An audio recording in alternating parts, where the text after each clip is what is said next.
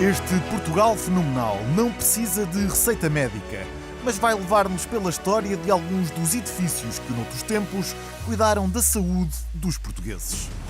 Conhecemos o Sanatório do Caramulo, ponto central na luta contra a tuberculose em Portugal. Vamos às Termas dos Cucos tratar de doenças reumáticas. Em Aroca encontramos umas pedras invulgarmente férteis. Mas começamos em Vila Viçosa, onde o rei Dom Carlos dormiu a sua última noite, antes de lhe tratarem da saúde.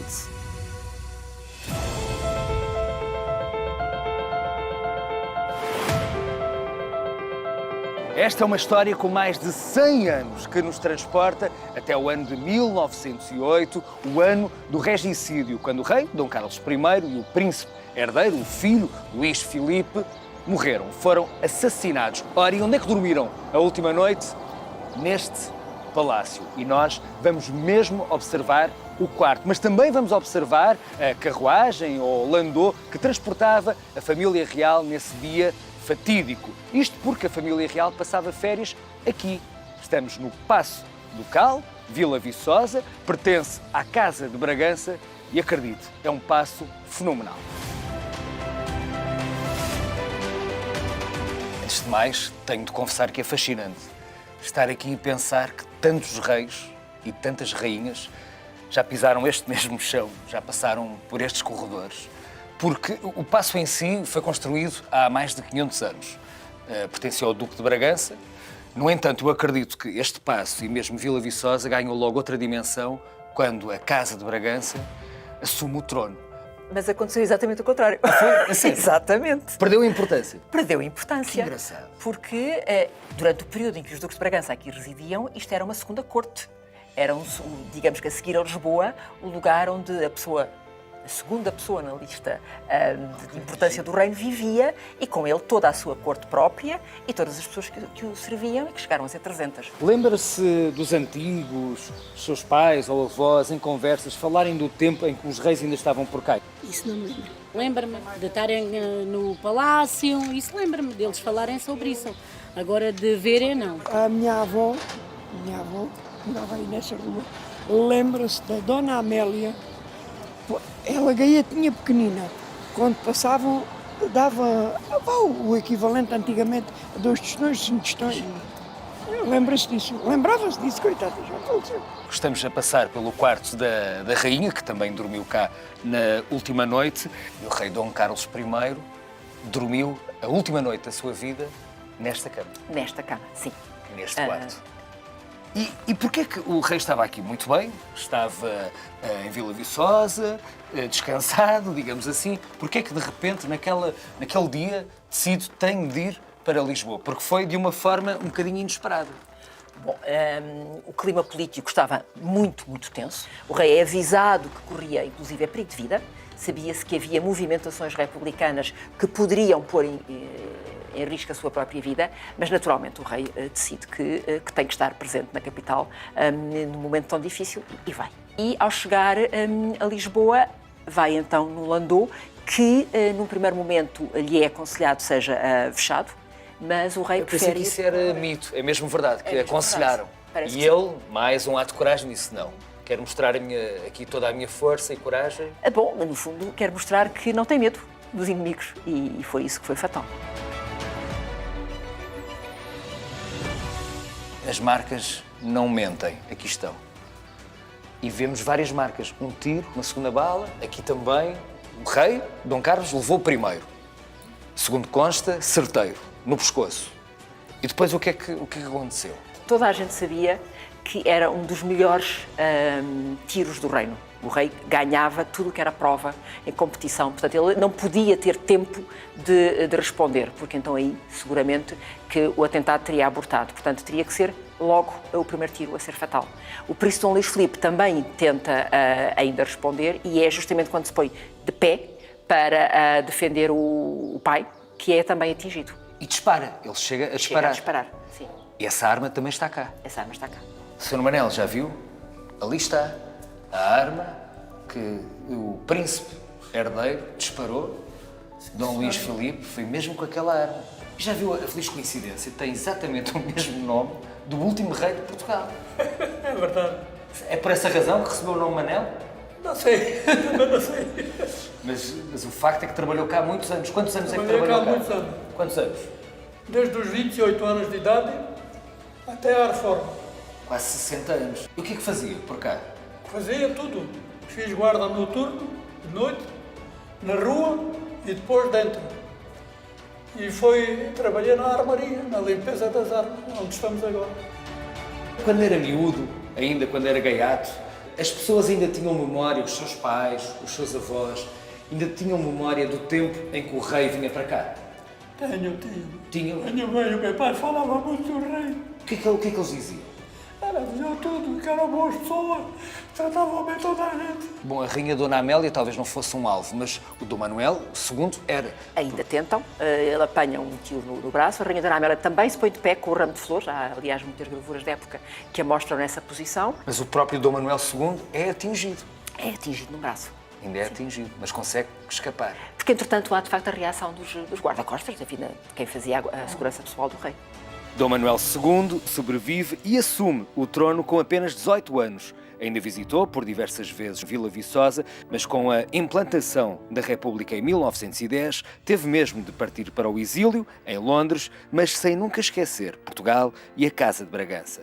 Francisco, se hoje podemos falar da fundação Casa Bragança, da existência de um museu e até deste paço como está preservado, é graças àquele rei que está ali, o último rei de Portugal, Dom Manuel II. Foi mesmo por vontade do rei que hoje podemos falar desta fundação. Claramente. Portanto, o rei manifestou, quer em testamento, enfim, quer em outros escritos, a sua vontade de que todo este património imobiliário, histórico, tangível, intangível, etc., ficasse em Portugal e desse origem a um museu para que pudesse ser usufruído pelos portugueses. Tem recebido reações muito positivas. Eu acho que, em geral, a reação das pessoas é muito positiva e quem não conhece até às vezes de espanto, não é? E vêem a fachada e a dimensão da fachada e depois, naturalmente, quando visitam, o feedback é sempre muito positivo.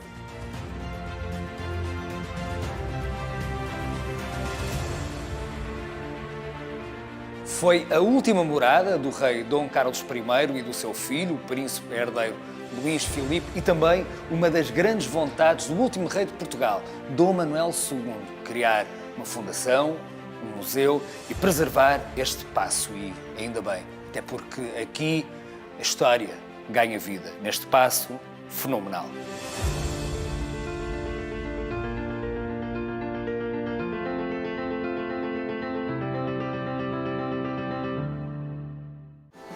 Aquele miúdo, posso dizer que os tempos são cruéis, sou eu. Estamos com o meu pai e a minha mãe. E as termas eram um ambiente indescritivelmente caloroso. Faziam-se excursões à serra. O espaço do casino era para jogar às cartas, os mais velhos. Os mais novos levavam os giradiscos. Acredita que um dia estas termas vão recuperar o edifício? Eu acho que tem que haver uma solução para estas termas, não é? para esta zona.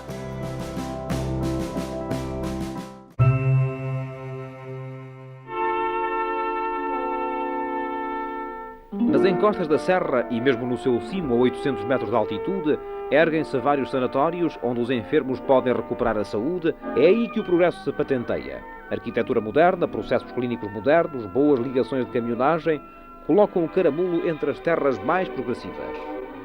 E era assim a surpreendente e revigorante Vila do Caramulo nos anos 60.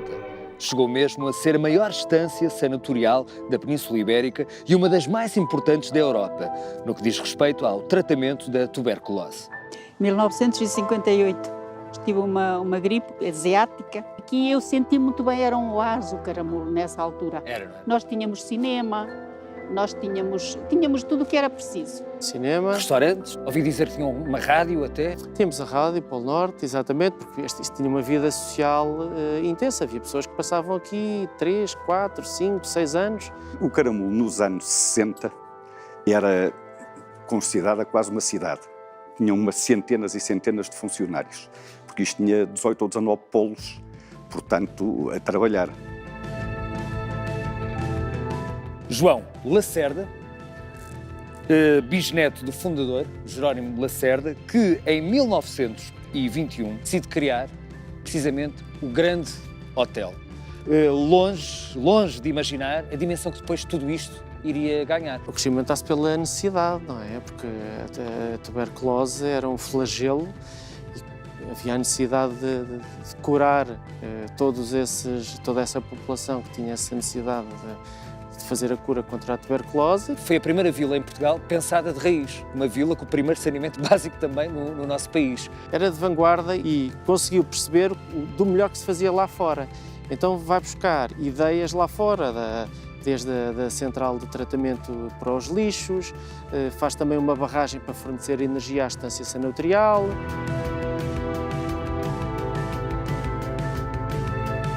Chegou a ser operada, não foi? Fui 2 vezes. Onde? No pavilhão de cirurgia. Um pavilhão muito moderno. Era. O edifício. Fiz uma operação ao tórax, um ano, e o ano a seguir fiz um corte de costelas. E conseguiu? Consegui. Nós estamos aqui numa espécie de sala de cura. Os pacientes tinham aqui umas camas e faziam aqui a cura. Vinham aqui algumas horas durante o dia, deitados, com uma mantinha, a fazer uma helioterapia, a apanhar os bons ares, porque o caramulo era conhecido pelos seus bons ares e uma das terapias de cura era quieto, repouso, dieta, bons ares e apanhar banhos de sol.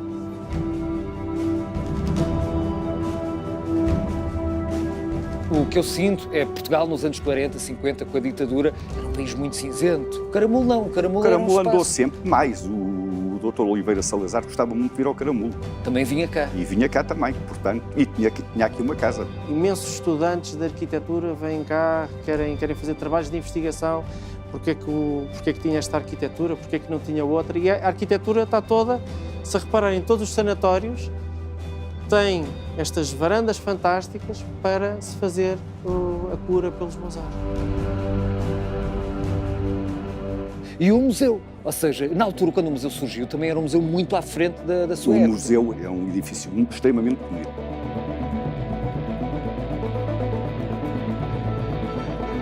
Portanto, distância sanatorial deixa de fazer sentido e o seu avô e o irmão morre cedo, decidem criar este museu, que na altura também já era um museu muito moderno. Foi o segundo edifício feito de propósito para ser um museu, à volta de um claustro do século XVIII, que a Bela Lacerda traz de 50 km para aqui, portanto, à volta é construído um museu já de propósito, enfim, um edifício para ser feito um museu.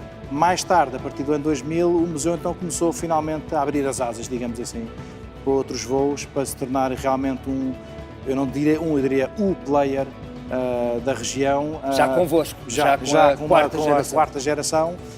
Começou a fazer exposições temporárias, começou a organizar eventos, entre eles o Caramulo Motor Festival, que é o maior festival motorizado em Portugal, que traz 30 e tal mil pessoas à Vila do Caramulo.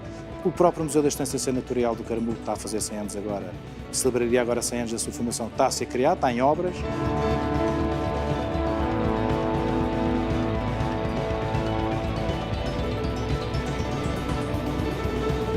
Vamos ter no futuro o Museu da Estância Sanatorial ali embaixo no posto de turismo e no futuro vamos ter aqui mais em cima, no Sanatório Infantil, uma obra da arquitetura do Pardal Monteiro, do arquiteto Pardal Monteiro, o futuro Museu do Brinquedo. Aqui também perto há um projeto em parceria com a Câmara Municipal de transformar o antigo cinema, que tem uma arquitetura muito engraçada, Art Deco, e transformá-lo num auditório, tudo junto.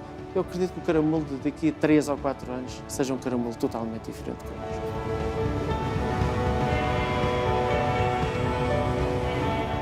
Há cerca de 100 anos, um médico completamente visionário criou de raiz uma vila moderna, sofisticada, para muitos milagrosa, e permanecem as memórias, as ruínas, mas também a certeza de que a vila do Caramulo vai renascer, vai novamente ser moderna, futurista, mas sem esquecer a sua história fenomenal.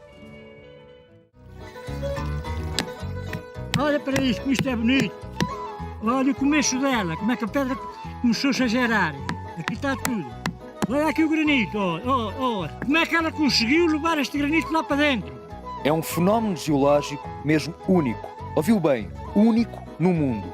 Pedras parideiras como estas só existem na Serra da Freita, aldeia da Castanheira, concelho de Aroca.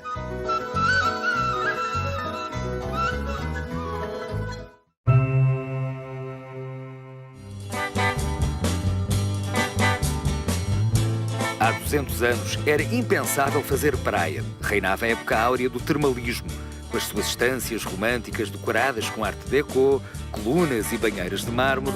Eram banhos de luxo. E uma dessas estâncias ficava apenas a 2 km do centro de Torres Vedras. É certo que até já existiam alguns modestos balneários termais, mas foi em 1893 que as Termas dos Cucos finalmente foram inauguradas, com os mais avançados equipamentos da época e, é claro, as propriedades terapêuticas das suas águas. Termas que chegaram mesmo a ser reconhecidas pelo próprio Prémio Nobel da Medicina, o Dr. Egas Muniz, que em 1907 escreveu: as águas de Cucos, para obterem fama mundial, não precisam de reclamo. Basta apresentarem as suas curas.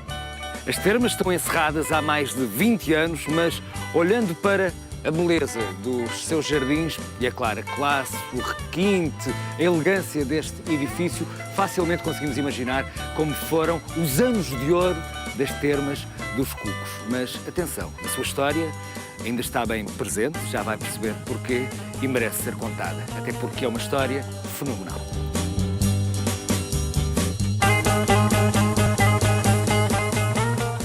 Professor Venerando, antes de mais, eu estou absolutamente impressionado com a beleza deste edifício.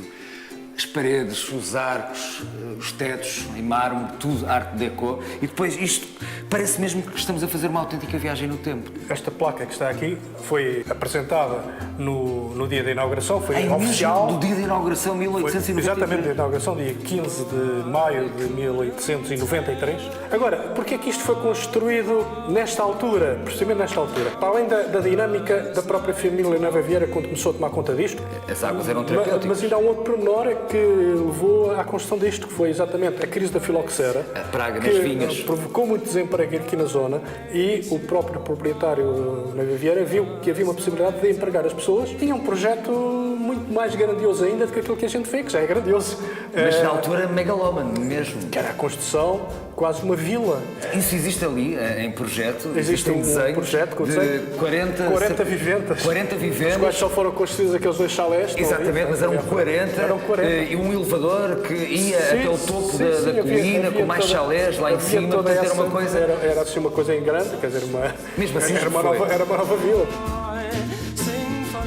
Estamos numa das salas dos balneários, no caso aqui só faziam banhos de imersão, mas não é por acaso que está aqui a lama, a argila, porque estas termas eram vocacionadas mesmo para os tratamentos do reumatismo, para doenças de pele, para a gota, etc. Sabes que teve cá o rei Dom Carlos, Dom Manuel, quando foi do bicentenário das 1908.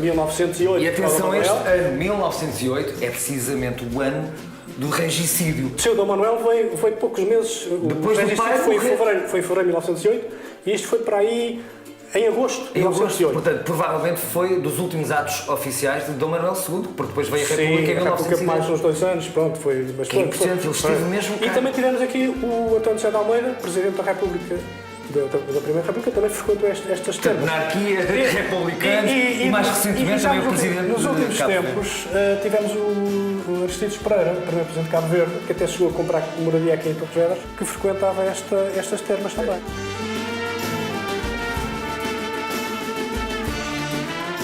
Praticamente aquilo era muito frequentado, porque está completamente desativado. É um sítio para que podia ser muito agradável e está abandonado.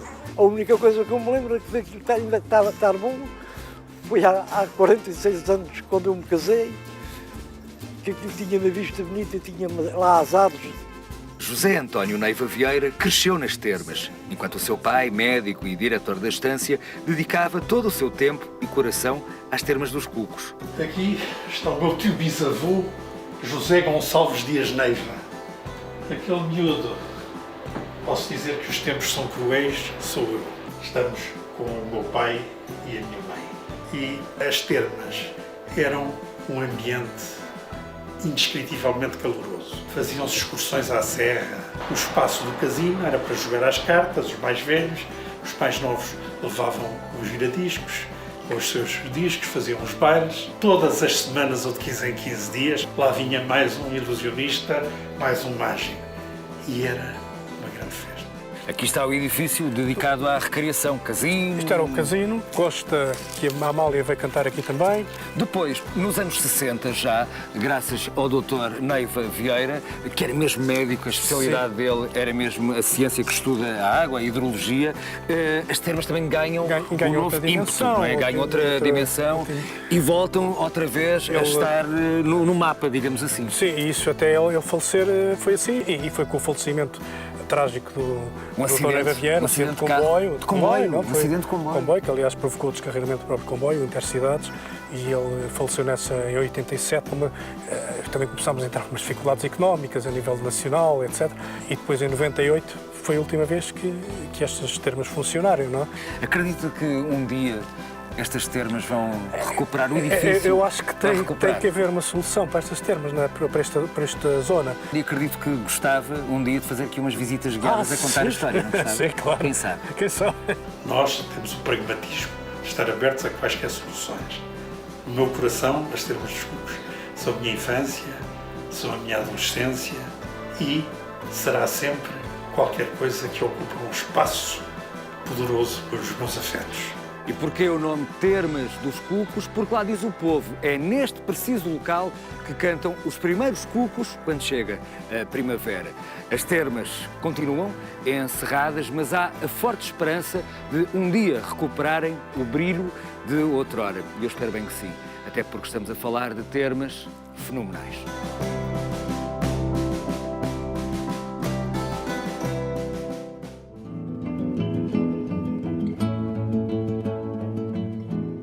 Esta é que é a ponte internacional mais pequena do mundo. Existe outra nos Estados Unidos, divide Estados Unidos e Canadá, mas tem 10 metros. Esta tem 6. Divide Portugal de Espanha, o Alentejo da Extremadura, as aldeias de Marco e El Marco.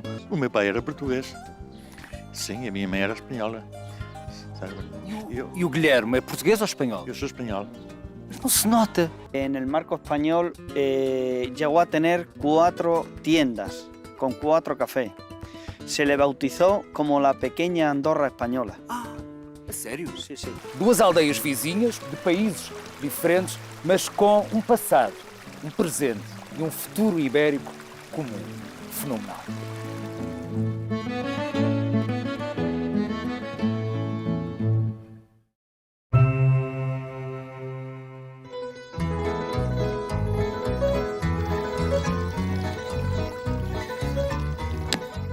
Olha para isto, como isto é bonito.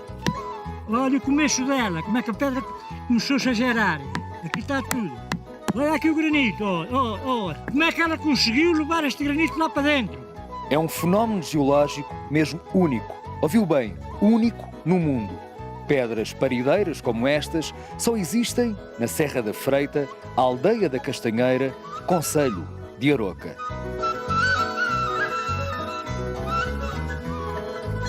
Este é um fenómeno que a primeira referência escrita que existe é de início do século XVIII, em que um padre faz a descrição do que é que as pessoas diziam daqui, que eram umas pedras que em certos meses do ano lançavam outras pedrinhas. E, portanto, foi algo que foi perdurando de geração em geração. Aqui, desde que há memória, durante gerações e gerações, foi sendo transmitido popularmente que esta era uma pedra-mãe, o granito de cor clara, que observamos aqui, que dava à luz as pedras filhas, que são estes nódulos. Já viu isto aqui? A bolha do granito da mãe, é a mãe. É o chamado embrião que a gente diz. Olha aqui o granito, olha. Essa aqui é a pedra-mãe. Este aqui é o embrião. Os habitantes chamaram-na de embrião. Em torno notamos este mineral escuro e não é propriamente o embrião. Já está completamente formado assim, quer o núcleo, que se chama o embrião, quer a parte mais exterior, de cor escura, já está formada há 320 milhões de anos. Portanto, do ponto de vista da ciência, este é um fenómeno geológico único no mundo, que se formou em profundidade e por arrefecimento do material que nós conhecemos que os vulcões expelem, a lava. Portanto, foi assim que esta rocha se formou, no interior da Terra, a partir do magma que arrefeceu, ficou no estado sólido, que sofre continuamente a rocha estes efeitos do que nós chamamos de erosão, no nível global, e é por isso que os nódulos se vão soltando. Mesmo os cientistas têm dificuldade em explicar a origem, porque é que isto acontece. É verdade. Os granitos são uma rocha extremamente comum. Aqui na aldeia da Castanheira temos este que popularmente é designado como pedra parideira, mas que, do ponto de vista científico, denominamos como granito nodular da Castanheira. E no mundo só existe aqui. E no mundo só existe aqui. Ou provavelmente surgiram num contexto tão específico que nunca mais voltou a acontecer. Exatamente. Portanto, há aqui muitas dúvidas. E onde é que eu posso encontrar? Em qualquer local eu posso encontrar? Não, em qualquer local não. Só aqui nesta área, aqui é que pode encontrar. E agora é de todo o mundo. Até do Vietnã, já conversei com pessoas do Vietnã. Toda a construção dos edifícios, dos muros aqui da aldeia, utiliza esta rocha que aqui encontramos, o granito nodular da Castanheira. Por isso é comum percorrermos a aldeia e irmos observando paredes como esta, muros. A casa das pedras parideiras, mas também uma casa de pedras parideiras. David, como é que se chama aquela cascata gigante? É a Freça da Bisarela. É mesmo a maior do nosso país, de Portugal continental, mais de 70 metros. E tu e os teus pais têm uma unidade de turismo, mesmo por cima da cascata. As pedras parideiras também ajudaram ao turismo? Sim, também, e sendo que um fenómeno que é único no mundo. Que idade é que tens? 27. 27, és um jovem. Quando tu falas com colegas teus, jovens também, existem umas pedras em Aroca que conseguem parir outras pedras. Qual é normalmente a reação? Sim, uns nem acreditam, pensam que é. O povo diz que é assim, pôr debaixo do travesseiro que tem filhos, mas essa é mentira. Os povos da Idade do Bronze já olhavam para esta rocha também com algum misticismo, alguns valores, nomeadamente de fertilidade, obviamente. Faz parte. Já vieram cá pessoas agradecer? Porque acreditaram, a fé tem destas coisas. Já aconteceu, agradecer. Há várias pessoas que já fomos recebendo aqui, que chegam aqui e olham para esta rocha também por como um local de culto, exatamente, porque com elas funcionou. É o espetáculo da Arouca. São coisas nascidas no terreno de Arouca. A origem ainda continua a ser algo desconhecida. Será por obra da erosão, por outra razão misteriosa? Certo é que são pedras absolutamente únicas no mundo e são fenomenais. Ó Rocheira, do Senhor Valparaíso encanto, dando trabalho aos mineiros, alivias dor e pranto. As minas da Recheira, na Covilhã, também conhecidas como as Minas do Alemão, trabalharam até aos anos 70, depois ficaram encerradas durante muitos anos, abandonadas mesmo, até que em 2020 um projeto transformou estas minas numa quinta fenomenal.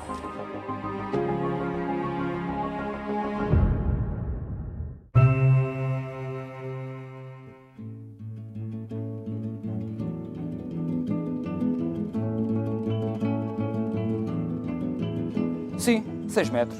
São 6 metros. Ou seja, esta é que é a ponte internacional mais pequena do mundo. Existe outra nos Estados Unidos, divide Estados Unidos e Canadá, mas tem 10 metros. Esta tem 6. Divide Portugal de Espanha, do Alentejo, da Extremadura, as aldeias de Marco e El Marco.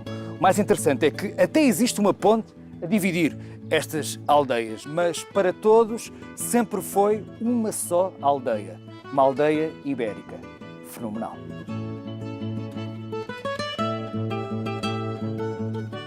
Portugal e Espanha protagonizam a fronteira mais antiga da Europa, desde que foi assinado o Tratado de Alcanises, há já 800 anos. Mas neste caso, pouco separa estas duas aldeias. Além do português ser a língua mais falada em El Marco, a arquitetura típica alentejana tanto humaniza o lado português como o espanhol. E em ambas as aldeias já foram celebrados autênticos casamentos ibéricos. Claro que houve um tempo, os agitados tempos do contrabando, em que era arriscado atravessar a fronteira e a ribeira de Abrilongo. Aliás, nem a ponte sequer existia.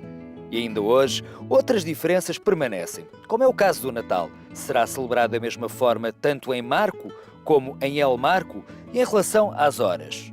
Sr. Presidente, peço imensa desculpa, estou um bocadinho atrasado, mas que horas tem? É meio-dia, certo? Pois, aqui é uma. Estou 1 hora atrasado. Aliás, estava 1 hora atrasado. Agora já não estou. Agora já é meio-dia. Aqui há sempre uma boa desculpa para não chegar atrasado. Conseguem sempre. E realmente o fuso horário é diferente. 1 hora a mais em Espanha, mas de resto, porque até a própria aldeia tem exatamente o mesmo nome, Marco e El Marco, de resto, o que vocês têm é mais em comum. E até alguns dos comerciantes e habitantes locais têm a dupla nacionalidade. O seu marido, António, acha bem ter um amante António português. Tem um marido espanhol e tem um amante português. ¿Estamos de acuerdo? Não são 2 Antónios, é só um. E como? Como é que ele tem 2 cartões de cidadão? Porque se pasó para España y le dieron la nacionalidad española. Mas o nome é diferente. Por culpa de los apellidos. Ou seja, em Espanha usam o nome da mãe e em Portugal o nome do pai. El segundo nombre. Segundo nome. Segundo nombre.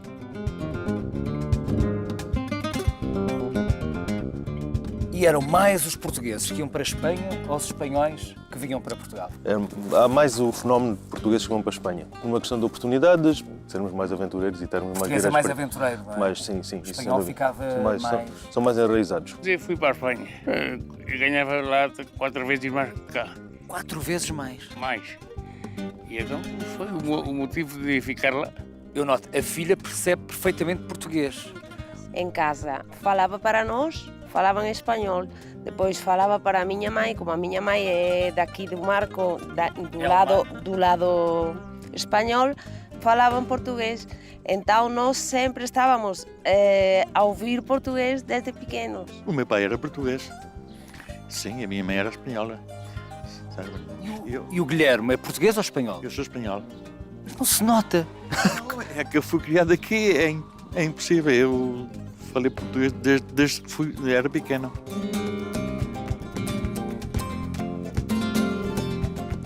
Eu vinha muitas vezes com a minha mãe ou com a minha avó e havia uma cabine telefónica ali numa das lojas de cima.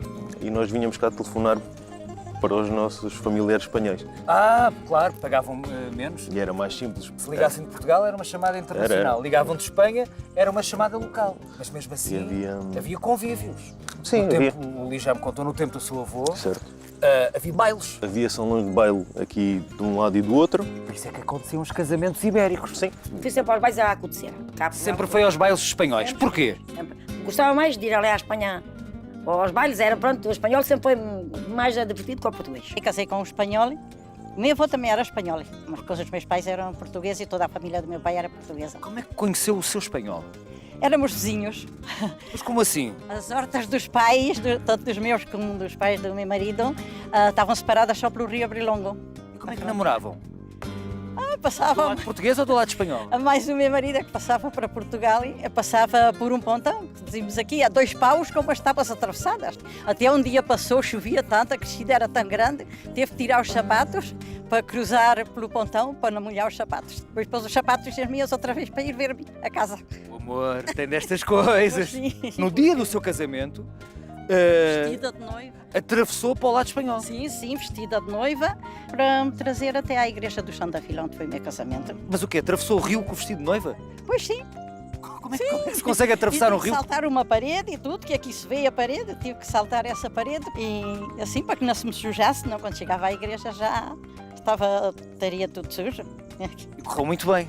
Muito bem, graças a Deus. Sim, sim. Tenho 2 filhos, um já com 40 anos, que isso já há uns anos, e a outra tem 28, a minha filha. E hoje em dia vive em Portugal ou em Espanha? Vive em Espanha. O meu marido já tinha casa em Espanha quando nos casamos e ali levo 45 anos e meio.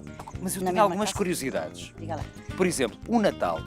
O Natal em Portugal As crianças recebem as prendas no dia 25 ou no dia 24 à noite, mas em Espanha recebem no dia de Reis. No dia da Reis. Os seus filhos, quando é que recebiam as prendas? Às vezes no Natal havia um pequeno brindezinho, pouca coisa. São todos. Então recebiam, mas recebiam 2 vezes. Sim, sim.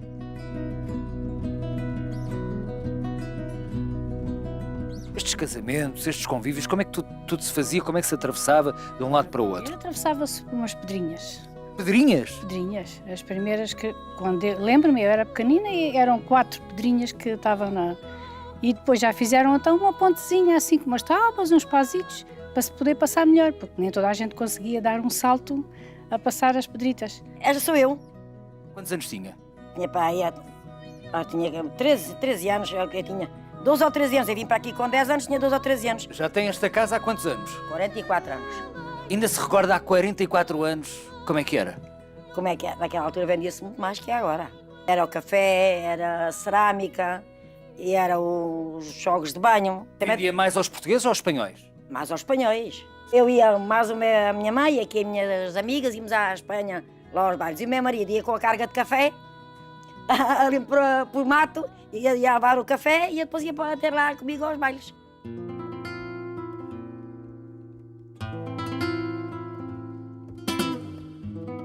A gente ia buscar uma carga de café para irmos a levar, íamos 3 noites de caminho, a levar uma carga de 30 quilos às costas. Se encontrávamos em Portugal a guarda fiscal, tiravam-nos o que levávamos. Compensava? Não havia outra coisa para a gente sobreviver, para comprar o que nos fazia falta para comer. Para ver, era mais larga que isto, talvez 10 vezes. Tinha que arregaçar a roupa até por cima dos joelhos. E quando atravessei aquela água, parecia que cada vez que a água ia subindo era um golpe que me davam na perna.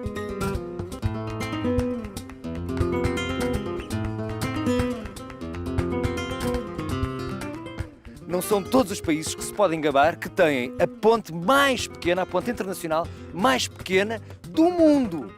Do mundo. Quem é que construiu a ponte? Portugueses ou espanhóis? Foram portugueses, construíram. O anterior pontão que existia aqui foi construído pelos habitantes, sentiram essa necessidade. Sí, yo recuerdo perfectamente que era un pontón, apenas con unas tablas que pasábamos andando, veníamos a comprar pues pan, café, leche y principalmente pues a dar una vuelta. En el marco español llegó a tener 4 tiendas con 4 cafés. Se le bautizó como la pequeña Andorra española. ¿En serio? Sí, sí. Aquí esto era un café, un bar y una tienda. E quem é que vinha mais aqui, os portugueses ou os espanhóis? Aquí venían portugueses, pero de fin de semana venían muchos españoles. Los portugueses venían mucho a buscar el chocolate. Ah, o chocolate, os caramelos também, caramelos. Los rebozados y tal. Pois ali era outra. Allí enfrente había otra tienda, otro café tienda, y más arriba había otros 2.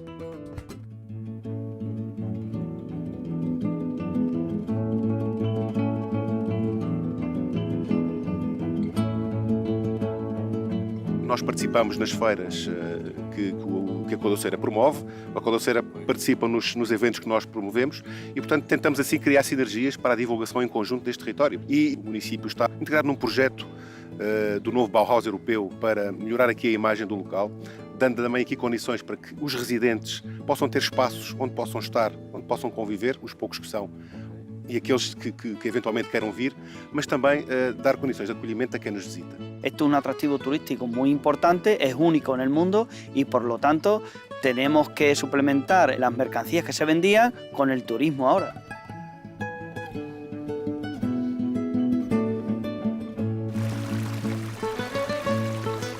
E Espanha, já ali ao lado. 2 aldeias vizinhas, de países diferentes, mas com um passado, um presente e um futuro ibérico comum. Fenomenal.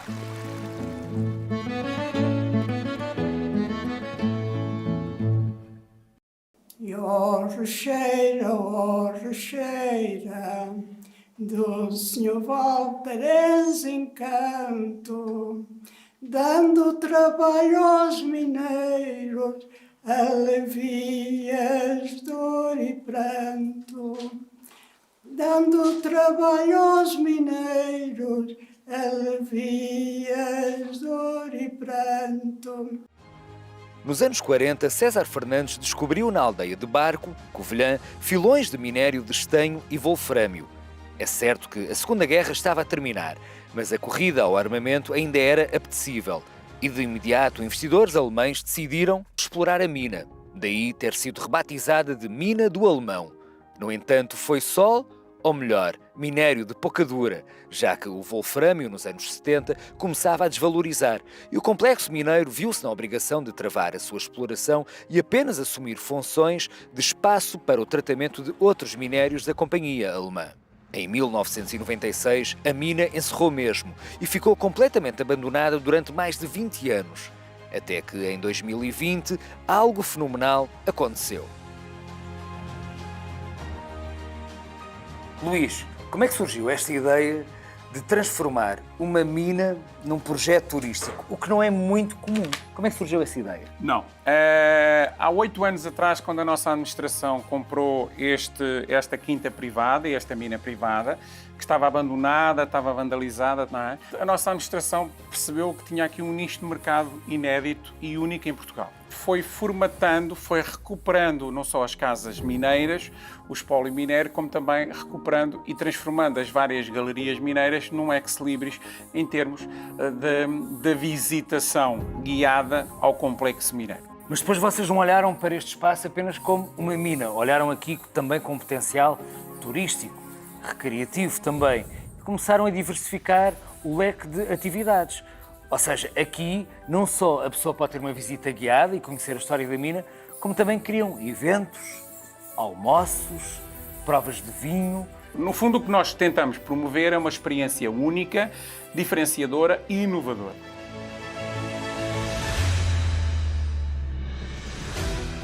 Dona Maria José já não entra no interior desta mina há quantos anos? Já há uns 30 anos, ou assim por aí. Há 30 anos. Sim. E vai voltar agora? Oh, sim, porque te sinto saudades.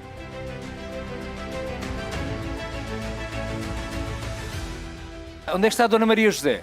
É esta aqui. O Sr. Walter é quem? Era alemão? Era alemão. Eram simpáticos? Oh, muito simpáticos. Muito justos no trabalho. E a Natália? Onde é que está a Natália? Eu sou aqui, tinha 6 anos. E havia muita gente por cá, não é? Muita gente. Muito movimento. Muito movimento. Vinham para aqui a trabalhar o meu marido. Veio nessa altura para aqui. E foi aqui que eu conheci. Arsénio Brás, certo? E aqui está a prova, a marca Brás, de quando regressou a esta mina em 2020. Mas também existe ali outra marca. E qual é o ano? 1970. Foi quando as minas aqui praticamente estavam a trabalhar em cheio e nessa altura é para deixar ficar aqui uma recordação. Eu trabalhei aqui nas minas praticamente 3 a 4 meses e depois fui para as máquinas e deixei ficar esta recordação com esta escrita que aqui está.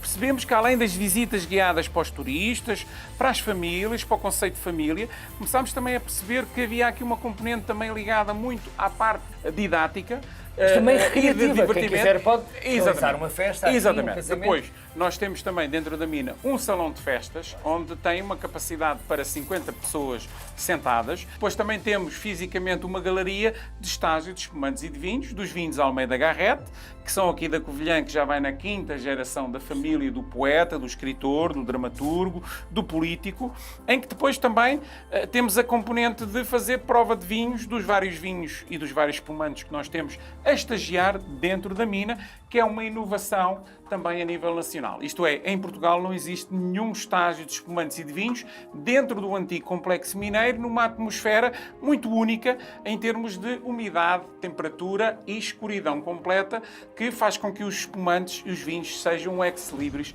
da nossa maturação. Só aqui nas minas da Recheira. Nas minas da Recheira. E muitas outras curiosidades. Aliás, como é que se chama a vossa cadela, guia? A nossa cadelinha espia. Espia porquê? Porque há cerca de 3 anos atrás foi filmada uma série televisiva da RTP aqui dentro, que se chamava A Espia, com a Daniela Duá, com o Diogo Morgado, em que as várias cenas foram filmadas no interior e no exterior desta mina. A Quinta das Minas da Recheira, na Covilhã, conseguiram recuperar a história, o legado dos seus mineiros e, ao mesmo tempo, também criar um conjunto de experiências impressionantes, inovadoras, que conseguem surpreender qualquer visitante que agora tem acesso a esta aventura fenomenal.